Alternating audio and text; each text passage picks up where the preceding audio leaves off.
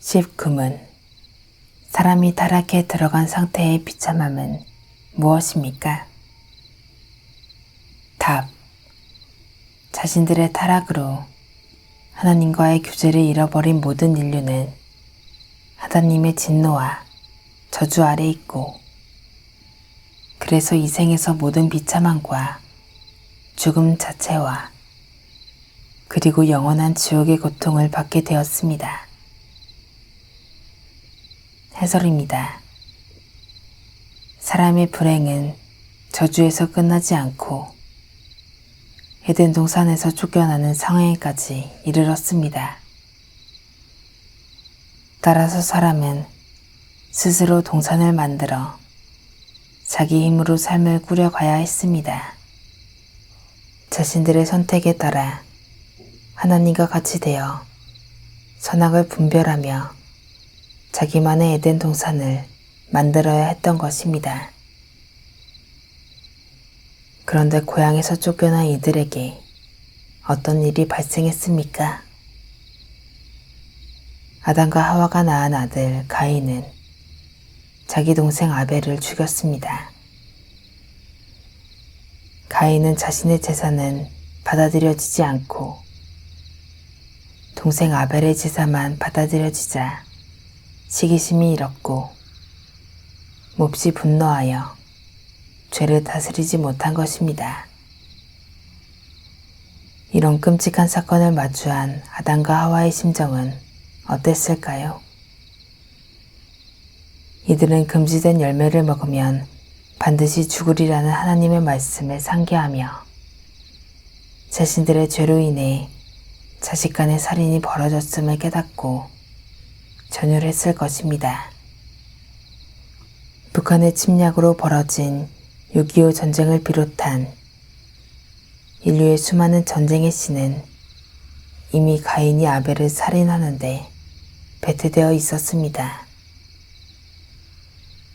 가인은 여호와를 떠나 에덴 동쪽 롯 땅에 거주했습니다.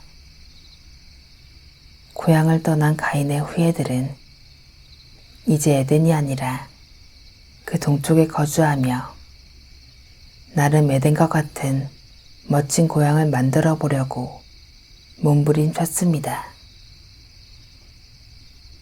그들은 가축 치는 일과 수금이나 퉁소를 잡는 일, 구리와 쇠로 여러 가지 기구를 만드는 일을 했습니다. 그들은 나름의 문명을 발전시켰지만 거기에는 하나님의 사랑과 진리가 없었습니다.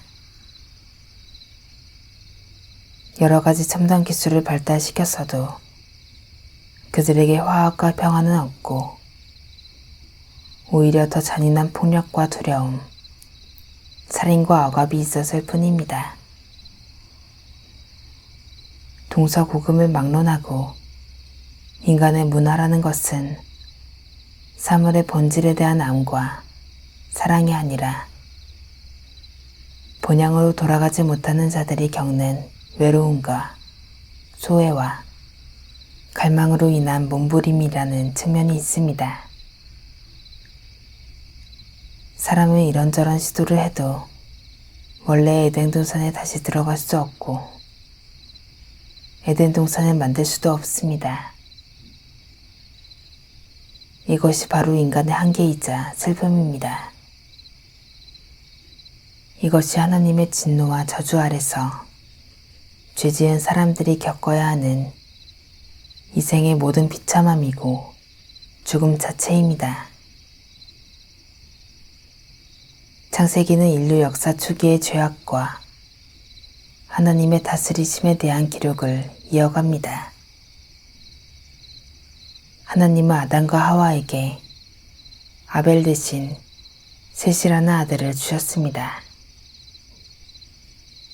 하지만 셋 계열도 시간이 지나자 하나님의 사랑과 진리에서 멀어져 가인의 후예들과 다를 바 없는 삶을 살았습니다. 하나님은 결국 사람의 죄악이 세상에 가득함과 그가 마음으로 생각하는 모든 계획이 항상 악할 뿐임을 보시고 홍수를 통해 노아의 가족 8명을 제외한 모든 사람을 지면에서 쓸어버렸습니다. 이때 사람을 위하여 만들어진 가축과 기는 것과 공중의 새까지 모두 죽었습니다. 홍수 후 방주에서 나온 노아의 가족은 대홍수로 죽어버린 수많은 사체를 보면서 그 마음이 얼마나 무거웠겠습니까? 아마 아담과 하와가 죽은 아벨을 보는 심정과 같았을 것입니다. 그렇다면 노아의 8 식구로 이루어진 사회는 어떠했을까요? 노아는 포도주를 마시고 취해 장막에서 벌거벗은 채로 누워 있었습니다. 노아의 둘째 아들 함은 이를 보고 아버지를 업신여겼습니다. 술이 깬 노아는 함의 성향에 대해 진노하며 그의 후예들을 저주했습니다.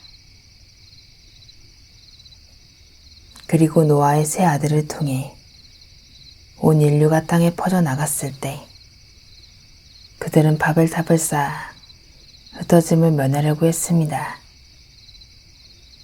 아담과 하와가 그랬듯이 자신들이 하나님이 되어 제 소견에 오른 대로 삶을 꾸리고 하나님의 이름 대신에 자신들의 이름을 내려고 한 것이었습니다. 그들은 진정한 의미에서 서로 하나가 되려고 모인 것이 아니라 인류 역사에 등장한 수많은 국가연합체처럼 사람을 위한, 사람에 의한, 사람의 정부와 기구를 창설하기 위해 힘을 모은 것입니다. 그때 하나님은 언어를 혼잡하게 하여 사람을 온 지면에 흩으셨습니다. 사람의 죄가 극으로 치닫지 않도록 죄의 속도를 늦추신 것입니다. 하나님은 바벨탑을 쌓는 사람들의 죄악을 보셨지만 노아 홍수 때처럼 쓸어버리지는 않으셨습니다. 그 대신 하나님은 믿음의 조상 아브라함을 택하셨습니다. 하나님은 그에게 내가 너로 큰 민족을 이루고 내게 복을 주어 내 이름을 창대하게 하리니 너는 복이 될지라 라고 말씀하셨습니다. 하나님은 아브라함에게 큰 민족을 이루라고 말씀하시지 않았습니다. 하나님이 그로 큰 민족을 이루게 하시겠다고 하셨습니다. 아브라함이 자신의 이름을 창대하게 하는 것이 아니라 하나님이 창대하게 하십니다. 아브라함이 스스로 복이 되는 것이 아니라 하나님이 그로 복이 되게 하십니다. 이처럼 하나님은 진노와 저주 아래에 있는 인간에게 끊임없이 새로운 기회를 주셨습니다. 형에게 죽은 아벨 대신 셋을 주셨고 노아 홍수 때는 노아의 식구 8명을 살려두셨으며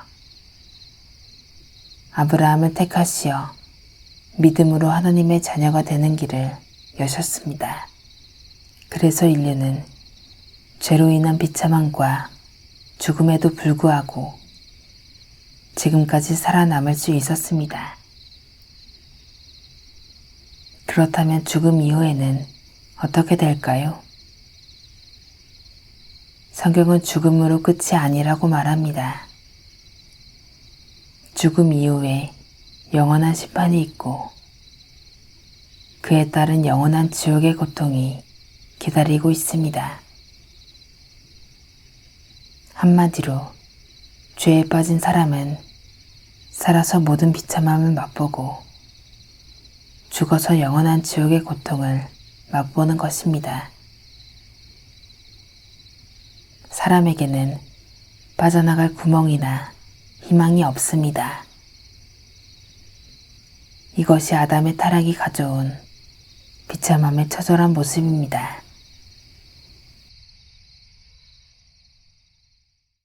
내가 주를 바라오니 성실과 정직으로 나를 보호하소서.